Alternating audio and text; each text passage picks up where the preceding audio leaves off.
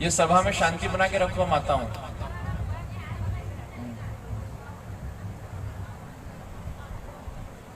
महिलाओं का तो भगवान ही मालिक है। एकदम सभा में अच्छा, अगर अच्छे श्रोता हो, सच्चे श्रोता हो तो बिल्कुल कीप साइलेंट, चुपचाप बैठना है एकदम शांति से, ठीक है। आइए। अच्छा, आज तुम्हारे पता दिक्कत क्या हुई? पूरा लाट का लाट एक ही तरफ घुस गया। अब इतना बड़ा पांडाल है, थोड़ा आराम से बैठोगे तो गर्मी भी कम महसूस होगी। आइए, आप और हम अपने मन को, अपने विचारों को और अपनी आत्मा को एकाग्रचित करें, परमात्मा की ओर, व्यासपीठ की ओर अग्रसित करें और सत्संग में प्रवेश करें।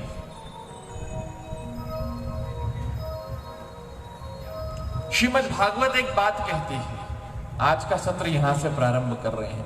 अगर आप लोगों ने कथा के प्रारंभ में अगर बात को इधर उधर कर दी तो पूरी कथा समझ नहीं आएगी, इसलिए वो ध्यान से अब मंच की ओर ध्यान रखना अपना। श्रीमद् भागवत में कहा गया है वेदव्यास जी के द्वारा कि भाग्योदयेन बहुजन्म समर्जितेन। क्या कह रही है श्रीमद् भागवत? भाग्योदयेन बहुजन्म समर्जितेन, मतलब एक नहीं अनंत जन्मों के भाग्य उदय होते हैं, तब जाकर के भगवान की कथा प्राप्त होती है, तब जाकर के सत्संग प्राप्त होता है। श्रीमद् भागवत कह रही है कि अनंत जन्मों के पुण्य उदय होते हैं। अनंत यानी जिसका कोई अंत ना हो। अनंत जन्मों के पुण्य उदय होते हैं, तब जाकर के ये मनुष्य का देह मिलता है। और फिर वो मनुष्य का देह भी भारत की भूमि पर मिले, भारत की भूमि पर भी सनातन वैदिक हिंदू धर्म में मिले, ये आपके और हमारे सौभाग्य की बात है।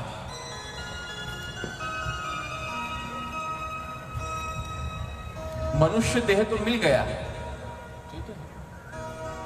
लेकिन ये मनुष्य देह भी हमें भारत की भूमि पर मिला है, इस भारत की धन्य धरा पर मिला है, और उसमें भी सनातन वैदिक हिंदू धर्म में मिला है। ये सबसे बड़ा सौभाग्य है। अगर ये जन्म सनातन वैदिक हिंदू धर्म में प्राप्त नहीं होता तो क्या आज हमें ये कथा प्राप्त होती? इसलिए मैंने कल भी कहा था और आज फिर कह रहा हूं, कथा को हंसी मजाक में, टाइम पास में मत निकाल देना। कथा बहुत बड़ी चीज है, सत्संग बहुत बड़ा चीज है। क्या जब सुखदेव जी महाराज राजा परीक्षित को कथा श्रवण करवा रहे थे, उस समय स्वर्ग के देवता अमृत का कलश लेकर के आए स्वर्ग से, और वो अमृत का कलश लाकर के सुखदेव जी से देवताओं ने कहा कि गुरुदेव, इस परीक्षित को श्राप लगा है कि 7 दिन में इसकी मृत्यु हो जाएगी, इसलिए इसको कथा सुना रहे हो। एक काम करो गुरुदेव, ये जो हम स्वर्ग से अमृत लेकर के आए हैं ना, ये स्वर्ग का अमृत आप ऐसा करिए कि ये परीक्षित को पिला दीजिए, ठीक है? ये स्वर्ग का अमृत आप परीक्षित को पिला दीजिए, और परीक्षित को जो कथा अमृत पिला रहे वो हमें पिला दीजिए। तब ध्यान से सुनना इस बात को। तब सुखदेव जी महाराज ने राजा परीक्षित से कहा, राजन, देवता आए हैं और कुछ लाए हैं। बोले गुरुदेव, ये स्वर्ग के देवता क्या लेकर के आए हैं? बोले ये अमृत लेकर के आए हैं। तो बोले क्या चाहते हैं? ये कह रहे हैं कि स्वर्ग का अमृत तुम्हें पिला दूं और अमर कर दूं, और तुम्हें जो कथा अमृत पिला रहा हूं वो इन देवताओं को पिला दूं। क्या बोलो, क्या चाहते हो राजा? राजा परीक्षित ने कहा, गुरुदेव मैं तो कुछ जानता नहीं, मुझे आप बताओ स्वर्ग के अमृत में और इस कथा अमृत में अंतर क्या है? तब सुखदेव जी ने कहा, राजा, कहां तो ये स्वर्ग का अमृत कांच का टुकड़ा और कहां कथा अमृत मणि। अब एक बात बताओ, स्वर्ग के अमृत की एक बात बताओ, कांच के टुकड़े की और एक बहुमूल्य मणि की तुलना आपस में हो सकती है क्या? जल्दी बोलो। कहाँ इस संसार में रहते हो? बोलो, भोजन वोजन करते हो ना? बताओ। कांच का टुकड़ा, कांच के टुकड़े की और एक मणि की आपस में तुलना हो सकती है कि नहीं हो सकती है? हो सकती है? नहीं हो सकती। तो सुखदेव जी ने कहा, राजा कहा तो ये स्वर्ग का, जिस अमृत के लिए आप लोग तरसते, एक बार अमृत मिल जाए, एक बूंद मिल जाए तो सबरा काम समाप्त हो जाए, हम अमर हो जाए, मरने की झंझट खत्म हो जाए, उस अमृत के लिए सुखदेव जी ने कहा है कि राजन, ये जो स्वर्ग का अमृत देवता लेकर के आए, ये कांच का टुकड़ा है, और तुम जो ये कथा अमृत का पान कर रहे हो, ये मणि है। और सुनो राजन, ये स्वर्ग का अमृत पी करके मुक्त नहीं होंगे। स्वर्ग का अमृत पीने के बाद भी पुनरपि जननम पुनरपि मरणम पुनरपि जननी जठरे शयनम, बार बार मां के गर्भ में आना जाना पड़ेगा। लेकिन अगर कथा अमृत पी लोगे तो कथा अमृत पी करके परमात्मा के परम पद को प्राप्त कर जाओगे। बोलो क्या चाहते? तब परीक्षित ने कहा, गुरुदेव मुझे स्वर्ग का अमृत नहीं चाहिए, मुझे कथा अमृत का पान करवाइए। तब सुखदेव जी महाराज ने उन सारे देवताओं को वहां से रवाना कर दिया कि नहीं, मैं आप कथा के अधिकारी नहीं, हम परीक्षित को कथा सुनाऊंगा। मैं आपको ये घटना इसलिए बताया हूं आज कथा के प्रारंभ में कि जिस कथा के अधिकारी स्वर्ग के देवता नहीं हो पाए, उस कथा को सुनने का अधिकार परमात्मा ने आपको और हमें दिया है। उसके बाद भी अगर हम पांडाल में रहकर के इधर उधर देखें, आपस में बातें करें, मौसम से परेशान हो जाएं, तो फिर हम परीक्षित हैं कि क्या है? विचार करो, अपना अपना विचार करो, हम हैं क्या, ये विचार करो क्या है। श्रोता सच्चा होना चाहिए, श्रोता परीक्षित होना चाहिए। सुखदेव जी को परीक्षित जैसा श्रोता मिला तो सुखदेव रूपी गुरु भी धन्य हो गए उसको कथा सुना करके। इसलिए कथा में मन एकाग्रचित होना चाहिए। सोचो कितने बड़े सौभाग्यशाली हो, जिस कथा को सुनने का अधिकार भगवान ने स्वर्ग के देवताओं को नहीं दिया, वो अधिकार भगवान ने आपको और हमें प्रदान किया है। ये कितने बड़े सौभाग्य की बात है, कितने बड़े सौभाग्य की।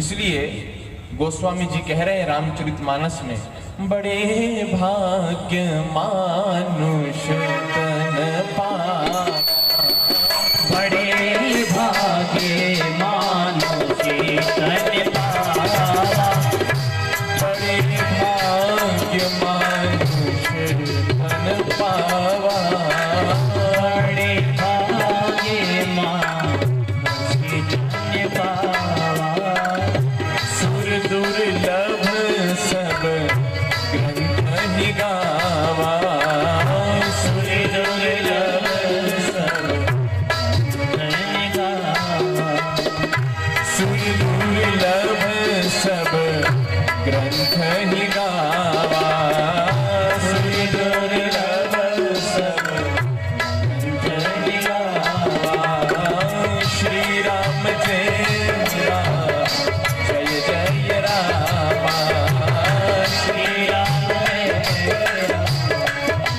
जय राम, श्री राम जय राम जय जय रामा, श्री राम जय राम जय रामा, श्री राम जय राम जय जय रामा, श्री राम जय राम जय राम। गोस्वामी तुलसीदास जी कह रहे हैं, बड़े भाग्य मानुष तन पावा, सुर दुर्लभ सब ग्रंथ ही गावा। बड़े भाग्य से देह मिलता है, सुर दुर्लभ। स्वर्ग के देवता भी इच्छा करते हैं कि प्रभु हमें मनुष्य का जन्म दे दो, भारत की भूमि पर भेज दो, पर उनको भी ये मनुष्य देह प्राप्त नहीं होता है। अच्छा अब एक बात बताओ, आज एक बात बताओ, आप लोगों को स्वर्ग जाना है कि नहीं जाना? जल्दी बोलो, चलो कथा होता तो होती रहेगी, आप तो अपने काम की बात करते हैं, अपन बोलो स्वर्ग जाना है कि नहीं जाना है? स्वर्ग जाना कि नरक जाना, कहाँ जाना? चलो अब बोल दो, यूं तो बोल ही दोगे। दो ऑप्शन है आपके सामने, है? केबीसी खेलते हैं, थोड़ी देर आओ आपके साथ, है? स्वर्ग जाना है कि नर्क जाना है? क्या हो गया? अब स्वर्ग जाना है कि नर्क जाना है? स्वर्ग जाना है। जाना है? किस किस को जाना है? हाथ खड़ा करो, बोलो। आपको वहां टिकट पक्का करा रहा हूं मैं, बाद में RAC नहीं लगेगी, वेटिंग में नहीं होंगे। स्वर्ग जाना है, सब हाथ खड़े कर रहे हो कि स्वर्ग जाना है। बहुत अच्छी बात है, जाओ। मैं तो कहूँ अभी जाओ, आप गर्मी बहुत पड़ रही है, दुखी हो रहे हैं यहाँ बैठ के। पर अब एक बात कहें आपसे, आप कहते हो स्वर्ग जाना है, स्वर्ग जाना है, स्वर्ग जाना है, और स्वर्ग वाले कहते हैं पृथ्वी पे जाना है, पृथ्वी पे जाना है, पृथ्वी पे जाना है। अब किसका निर्णय करें यहाँ बताओ? स्वर्ग अपन कह रहे हैं स्वर्ग जाए, और स्वर्ग के देवता कह रहे हैं हम पृथ्वी पे चले जाएं, हम मनुष्य बन जाएं। बोलो, अब जाना है स्वर्ग? देखो ऐसा है, वहां जाने के बाद पता है क्या होता है? वहां जाने के बाद है ना तो फिर भारत मिलेगा, ना फिर मध्य प्रदेश मिलेगा। मध्य प्रदेश में मालवा भी नहीं मिलेगा, और मालवा में मंदसौर जिला नहीं मिलेगा, मंदसौर जिले में बरखेड़ा पंथ नहीं मिलेगा, बरखेड़ा पंथ में कथा नहीं मिलेगी, गुरुजी नहीं मिलेंगे, सत्संग नहीं मिलेगा, नाचना गाना नहीं मिलेगा। बोलो, जाना है? क्या करोगे? स्वर्ग जाके बैठो ना आराम से, बढ़िया धूप आ रही है, बैठो मजा लो। और चलो, और नर्क के बारे में क्या राय है? वो किस किस को अच्छा लगता है बताओ? किसी को अच्छा लगता है ना? नाम सुन के कांप जाता है मेरा बाप जी नहीं जाना। मैं आपसे ये कहना चाह रहा हूँ, मैं कोई हंसी मजाक नहीं कर रहा, मैं आपसे ये कहना चाह रहा हूँ कि ना तो नर्क तो जाना ही नहीं है। जो इस पांडाल में आने के लिए घर से निकलता है कथा के, वहीं उसका भगवान लिख देते हैं कि ये नरक जाएगा ही नहीं। ठीक है, पक्की बात। अब ना तो हमें नरक जाना है और ना ही हमें स्वर्ग जाना है, फिर जाना कहाँ है? परमात्मा के पास जाना है। इस स्वर्ग नरक से ऊपर उठो और परमात्मा के पास जाएगा। परमात्मा स्वर्ग में नहीं मिलता है, ये समझ लेना। स्वर्ग कौन जाता है? आपने खूब पुण्य किया है तो आपको भोग भोगने के लिए स्वर्ग मिल जाता है पुण्य के अनुसार। जैसे विदेश जाते हैं ना, कोई फॉरेन देश से बाहर, तो वहां जाने के लिए क्या होते हैं कि वहां जाने के लिए वहां की सरकार आपको वीजा देती है, बाहर दूसरे देश की सरकार, कि भैया 10 दिन का, 15 दिन का, 1 महीने का वीजा हमने इसको दिया है और ये इतने दिन देश में रहेगा। लेकिन जैसे ही वो कुछ दिनों का वीजा खत्म हुआ कि तुरंत सरकार का आदेश आ जाएगा आपको, वहां की दूसरे देश की सरकार का, कि आप देश छोड़ो हमारा, आपका वीजा पूरा हो गया। ठीक है, उसी प्रकार जब तक पुण्य होता है तब तक स्वर्ग में रहते हैं, और जैसे पुण्य का खाता खत्म हुआ उसी दिन स्वर्ग से उठा करके फिर नीचे फेंक दिया जाता है। तो क्या मतलब ऐसी जगह जाने का कि वापिस यहाँ आना पड़े, वापिस इस संसार, इस प्रपंच में पढ़ना पड़े। कथा को सुन करके परमात्मा तक पहुंचने का और परमात्मा को प्राप्त करने का प्रयास कर। ये कथा इसलिए है।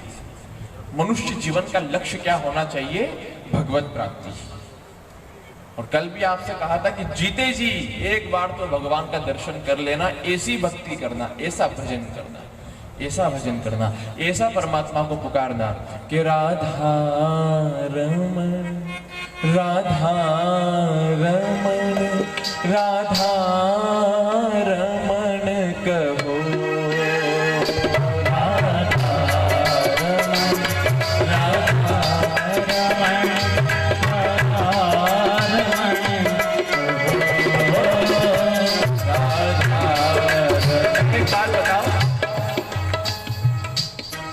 गौशाला में कथा हो जाए तब तो तुमने इतना परेशान नहीं किया गुरु जी को, इस बार क्या सोच के बैठे हो? सबरा ठेका गुरु जी लेके बैठे, यहाँ बैठ गए जो आप बैठ जाओ, मैं आ जाऊं। बोलो, कल आपसे क्या कहा था? मेहनत तो करनी पड़ेगी, बिना मेहनत के तो क्या मैं ही गाता हूँ आप ही। राधा रमण, राधा रमण, राधा राधा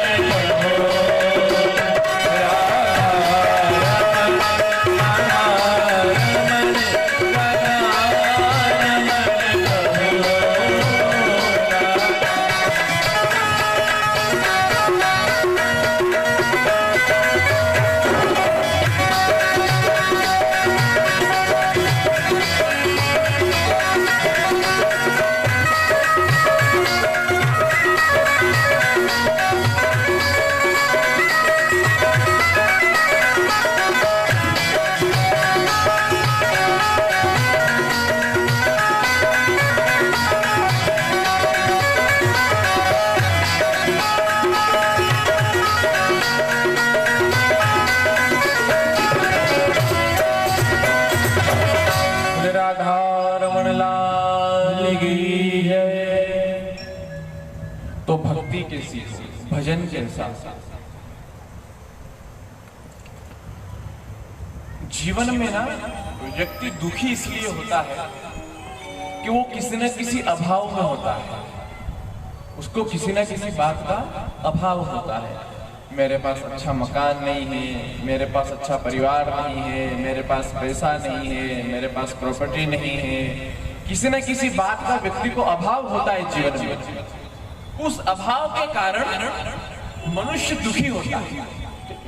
अब कल एक बात कही थी आपसे, बात ये कही थी, मैं इसलिए देखने से कि तुम मत देखो, मैं देख रहा हूं खाली इधर, मैं देख के पूरा तुम्हारी तरफ का मैं सब कुछ देख लूंगा, आप खाली इधर देखना, क्योंकि मैं उधर तक देख रहा हूं, मेरी हर जगह नजर रहती है। और सोफे पे जितने मेरे प्रिय बैठे हैं, प्रेम से सुनना, सोफे का सुख लेके नींद मत निकालने लग जाना कोई। रत्नावत जी ध्यान रखियो, गुरुजी बहुत खराब है। आइए किस बात, कल एक निर्णय दिया था आपको व्यासपीठ से कि जिसके है वो भी और जिसके नहीं है, याद आ गई कि नहीं आई? क्या पता तुम यहाँ कहीं छोड़ के जाते हो पंडाल में, ऐसा तो नहीं करते हो? जिसके है वो भी, जिसके नहीं है वो भी, भगवान को गोद ले लो, तो ये दुख समाप्त तुरंत, ये अभाव रहेगा ही नहीं जीवन में। अब उसके अलावा और कई अभाव हैं लोगों के, पैसा नहीं है, ये नहीं है, वो नहीं है, तरह तरह की बातें हैं, और अभाव है इसलिए दुख है। किसी न किसी अभाव के कारण जीवन में दुख आ जाता है। अब उसको दूर करने का आपको आज एक उपाय बता रहे हैं। अगर आप स्वीकार कर लोगे तो इस पांडाल में बैठे आज के आज आप दुनिया के सबसे सुखी मनुष्य हो जाओगे। एक उपाय बताते हैं, उपाय मतलब एक अच्छी सत्संग वाली बात बता रहा हूं, तो टोना टोट के मत समझ जाना। सुनो, अच्छा एक बात बताओ, मेरे पास घर नहीं, पैसा नहीं, संपत्ति नहीं, जमीन जायदाद नहीं, परिवार नहीं, कोई के माँ नहीं, कोई के पिता नहीं, कोई के पत्नी नहीं, कोई के बच्चा नहीं, बहुत सारे तरह के अभाव जीवन में होते हैं, ठीक है? अब एक बात बताओ, परमात्मा कौन है? परमात्मा जो है, भगवान जो है, वो हमारा कौन है? माता पिता है कि नहीं है? बोलो, सगे और असली माता पिता कौन है अपने? संसार में आए हैं ये तो माध्यम निमित्त है, सगे माँ बाप कौन है? परमात्मा है, वो भगवान है, तो अपना बाप कौन है? भगवान है, ठीक है, अपना बाप भगवान है। ये पृथ्वी किसकी है? बोलो, ये पृथ्वी किसकी है? अच्छा, अभी जहां इस प्रांगण में बैठे हुए, प्रांगण किसका है? जमीन किसकी है? पृथ्वी किसकी है? भगवान की है कि नहीं? भगवान की है। और भगवान अपना क्या है? अपना बाप। तो ये सब अपने बाप का ही तो है।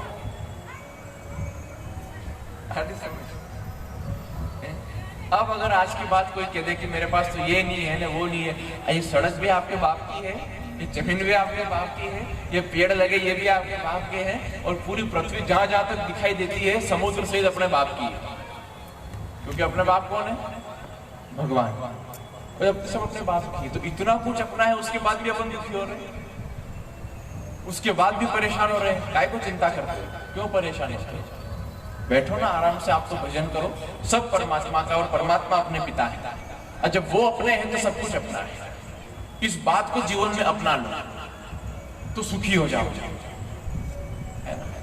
पड़ोसी का इतना अच्छा हो गया, उसका इतना अच्छा हो गया, उस रिश्तेदार का इतना बढ़िया हो गया, इन झंझटों से थोड़ा बाहर निकलो, एक लेवल पे आ जाओ जीवन में। आधा ऊपर जीवन निकल गया है कईयों का, तो यहाँ बैठे हुए हैं। अब इन सब से बाहर निकलो, जीवन की चिल्लाचड़, जीवन की परेशानियां, जीवन की समस्याएं, लड़ाई झगड़े, ये करते रहेंगे कि आखिर उम्र? अपन विचार करो, बोलो। ये कथा ही सुना रहा हूं मैं आपको, और उसमें आपसे बात कर रहा हूं, मैं कुछ सुना नहीं रहा हूं, प्रवचन बात कर रहा हूं आपसे, जैसे घर में बैठ के बात करते ना, ऐसे बात कर रहा हूं, मन की बात आपसे, आपकी बात कर रहा हूं। बोलो, कब तक इस झंझट में पड़े रहोगे? विचार करो, कब तक? इससे मन मुटाव है, उससे मन मुटाव है, इससे परेशानी है, उससे परेशानी है। अब यही करते रहेंगे अंतिम समय तक, तो भजन कब करेंगे और परमात्मा को प्राप्त कब करेंगे? लोग से करो नहीं भजन करो, करेंगे। लोगों से कहो आप भजन करो, करेंगे। कथा सुनो, सुनेंगे। अब ये कोई सगाई थोड़ी है कि बार बार आ जाएगी। सगाई करो छोरा छोरी की घर में तो क्या कहे, अभी तो और आएगा। कई लोग कहते हैं सगाई 1-2 बार में नहीं करते, अभी तो और आएगा, अभी तो और आएगा। तो ये मनुष्य देह कोई सगाई थोड़ी जो और आएगा चलता रहेगा। सोचो, और आएगा और फिर करांगा, कई करोगा, फिर कम कहीं नहीं करोगा, फिर तो यमदूत करेगा जो भी करेगा। अभी को लोगों से कि साहब कथा में चलो भजन करो, समय नहीं है साहब, समय नहीं, अभी नहीं आना, समय नहीं है। अच्छा समय नहीं, बोले हाँ समय नहीं है। जिस दिन यमदूत आए उस दिन यमदूत से कहना कि अभी समय नहीं है, वो मान लेगा आपकी? बोलो, यमदूत के सामने कोई कह दे, यमराज के सामने कि अभी समय नहीं, अभी नहीं आऊंगा, वो मान लेगा? कि आपका समय आपके पास रखो, बैठो चलो। क्या करने आए हैं हम लोग, ये विचार तो करो। और क्या कर रहे हो ये विचार करो। क्या करने आए हो और क्या कर रहे हो ये विचार करो बैठ करके मन के अंदर। अपने आप का निरीक्षण करो, आत्मनिरीक्षण करो। ये कथा क्या है? आत्मनिरीक्षण कराती है, आत्मचिंतन कराती है। अभी तक हमने क्या किया है, चलो इस पे विचार करते हैं। परिवार के लिए, बीवी बच्चों के लिए, पोता पोती के लिए पैसा इकट्ठा किया, बैंक बैलेंस किया, प्रॉपर्टी बनाई, मकान बनाया। किसके लिए किया? पूरी उम्र दौड़ दौड़ के परिवार के लिए किया है। लेकिन अब ये विचार करो कि पूरी उम्र दौड़ दौड़ करके परिवार के लिए इकट्ठा करते रहे, अपनी आत्मा के उद्धार के लिए क्या किया? इस पर विचार। आत्मा के उद्धार का कोई उपाय किया है कि नहीं किया है? अगर किया है तो बहुत अच्छी बात है, और अगर नहीं किया है तो आज से प्रारंभ कर दो आत्मा का उद्धार करना, उस ओर बढ़ने का प्रयास, उस ओर चलो, आत्मा उद्धार। और वो कब होता है? जब हम लोग काम, क्रोध, मोह, मद, लोभ और अहंकार से ऊपर उठ जाते हैं। लोग आते हैं कहते हैं गुरुदेव हमें अभिमान नहीं। लोग कहते हैं गुरुदेव मैं अभिमानी नहीं हूं। मैं कहा बहुत अच्छी बात है, लेकिन भैया मैं अभिमानी नहीं हूं ये कहना भी एक अभिमान ही है और कुछ नहीं। मैं अभिमानी नहीं हूं ये भी तो आप अभिमान में कह रहे हो, तो अभिमान गया कहां जीवन में से? फिर अभिमान, मान, मान सम्मान की इतनी लगी हुई है लोगों को कि भूल गए यथार्थ को। इन सब से मुक्त होना पड़ेगा। अभिमान रूपी खूंटे से आप और हम बंधे हुए हैं। किसी गाय भैंस को खूंटे से बांध दो तो वो नहीं भाग सकती वहां से। उसी प्रकार हमारा मन और हम अभिमान रूपी खूंटे से बंध गए हैं, और जब तक उससे छूटेंगे नहीं तब तक परमात्मा तक पहुंचेंगे नहीं। ये बात पक्की है, समझ लें। जब तक अभिमान रूपी खूंटे से नहीं निकलेंगे तब तक परमात्मा तक नहीं पहुंचेंगे। आपके और हमारे बीच में, मतलब हमारे और भगवान के बीच में कौन है? वो एक पर्दा है। वो किस बात का पर्दा है? माया का, और कुछ नहीं। हमारे और भगवान के बीच में एक माया का पर्दा है। वो जिस दिन हट गया ना, उस दिन परमात्मा सामने खड़ा करेगा। पर उसको हटाना पड़ेगा, उसके लिए आपको कुछ ना कुछ जीवन में तप करना पड़ेगा। परमात्मा के प्रति वो श्रद्धा, वो निष्ठा जागृत करनी पड़ेगी, तब जाकर के भगवत प्राप्ति होती। अभिमान रूपी खूंटा वो हमें परमात्मा तक की यात्रा पूरी नहीं करने दे रहा है। विचार करो, मथुरा के चौबे जी, मथुरा के पंडा, 4 भाई रात को यमुना जी में नाव में बैठे, मथुरा की घाट से अपनी नाव में बैठे आगरा जाने के लिए। चारों भाइयों ने रात भर नाव चलाई। चारों भाई ने रात भर नाव चलाई, और चलाते चलाते सवेरा हो गया, प्रकाश हो गया, तो उन्हें तो वापस वही मथुरा का घाट नजर आया। तो उन्होंने आपस में बात करी, भैया देखो ऐसा लगता है कि आगरा में भी मथुरा जैसे घाट बन गए हैं। इतने में एक और पंडित जी आए, बोले अरे आप चारों क्या कर रहे हो यहाँ? बोले क्या क्या कर रहे हैं? रात भर नाव चला करके आगरा पहुंचे। अरे आंखें खोल के देखो, ये आगरा नहीं है, मथुरा ही है। बोले अरे हम आगरा नहीं पहुंचे। बोले नहीं। बोले हमने तो पूरी रात नाव चलाई, उसके बाद भी आगरा क्यों नहीं पहुंचे। बोले आप सही कह रहे हो, नाव तो आपने रात भर चलाई और ये नाव उस खूंटे से बंधी हुई रहेगी। अंधेरे में दिखा नहीं आपको, वो खूंटा नहीं दिखा, वो रस्सी नहीं निकाली, उस खूंटे से बंदी की बंदी रही है रात भर, और आप रात भर मेहनत करते रहे, मेहनत यहाँ के यहाँ नहीं पहुंच पाए वहां तक। इसी प्रकार आप और हम अभिमान रूपी खूंटे से बंधे हुए हैं। कर तो रहे मेहनत, कहते हम भी भजन करते, हम भी कथा सुनते हैं, और वहां के वहीं चला रहे हो। खूब कथा सुनी, कोई पहली बार सुन रहे हो क्या कथा? कई कथा सुनी। परीक्षित ने तो एक बार सुनी थी, क्या बोलो 10 बार सुनी? परीक्षित जी ने एक बार सुनी, एक बार में मुक्ति हो गई। अपन जी ने कितनी बार तक सुन करके बैठे हैं यहाँ पे, बोलो? अभी तक तुम यही बैठे हो, कथा सुनने के बाद भी आश्चर्य तो ये है, अभी तक मुक्ति क्यों नहीं हुई है? विचार करो, मुक्त तो हो ही नहीं पा रहे हैं, वहां तक तो पहुंच ही नहीं पा रहे हैं। कारण क्या है? कारण क्या है? वो नाव वहां की वहीं चल रही है, वहां से आगे ही नहीं बढ़ पा रहा है, तो परमात्मा तक पहुंचेंगे कैसे? इसलिए विचार करो, अभिमान रूपी खूंटे से निकलो, तब जाकर के परमात्मा तक, भगवान तक पहुंचोगे। भगवान ने कहा है, भगवान ने एक बात कही है कि देखो मैं तुम्हारी हर चीज स्वीकार कर लूंगा, सहन कर लूंगा, बड़े से बड़ा पाप तुम्हारा मुक्त कर दूंगा मैं, लेकिन मोह कपट छल छिद्र न भावा। कपट छल और अभिमान ये नहीं पसंद है मुझे। और यहाँ महापुरुषों ने कहा है कपट ही कपाट है, समझ रहे हो? कपट ही कपाट है जो परमात्मा से मिलने से रोक रहा है। ठीक है, कपाट। अब यूं मुंह मत हिलाओ, अपने अंदर देखो। कपट, कपट ही कपाट है जो भगवान से मिलने से रोक रहा है। अपने अंदर कितना है और किस किस के प्रति आज सोच लो। उसमें सोचने की भी क्या देर लगती हो, तो मालूम है किसके प्रति, तो उसको तुरंत निकाल करके फेंको आज इस पंडाल से, यही छोड़ करके जाओ। खाली होके जाना आज 4 बजे, बिल्कुल फ्री होकर। कपट नहीं होना चाहिए, छल नहीं होना चाहिए, अभिमान नहीं होना चाहिए। इन सब से मुक्त होकर के जो भजन होता है वो भजन रस देता है और उससे परमात्मा की प्राप्ति होती है। अच्छा बताओ, मीराबाई भी नाची है, मीरा ने भी भजन किया है, आप भी भगवान के सामने नाचते हो, आप सब भी भगवान का भजन करते हो, लेकिन बताओ जो रस भजन में मीरा को आ रहा था वो हमें आ रहा है क्या? जल्दी बोलिए। जो रस मीरा को आ रहा था वो हमें प्राप्त हो रहा है? भजन में रस आ रहा है या वो परमात्मा की छवि का एक इतना सा भी कोई प्रत्यक्षीकरण हो पा रहा नहीं? क्यों? क्योंकि रस नहीं आ पा रहा ना। भजन तो वो भी किए, हम भी कर रहे हैं, पर वो रस नहीं आ रहा। वो कब आएगा? जब हम काम, क्रोध, मोह, मद, लोभ के अहंकार से ऊपर उठ जाएंगे और उसके बाद पूरे खाली होकर के जो भजन करेंगे वो भजन रस देता है, उस भजन का आनंद आता है, उस भजन का आनंद आता है। कहीं ऐसा ना हो कि पूरी उम्र ऐसे ही निकल जाए और पता ही नहीं चले स्टेशन आ जाना है। त्रेता, सतयुग, द्वापर, ये जो युग थे ना, इसमें मनुष्य की हजारों वर्ष की उम्र होती थी, उसमें भी उनको कम लगता था और भजन करते थे। अब बताओ कलयुग में मनुष्य की उम्र क्या बताई है शास्त्र में? 100 साल। कितनी उम्र है कलयुग में मनुष्य की? 100। पर अब ये बताओ 100 साल जियोगे? जल्दी बोलिए।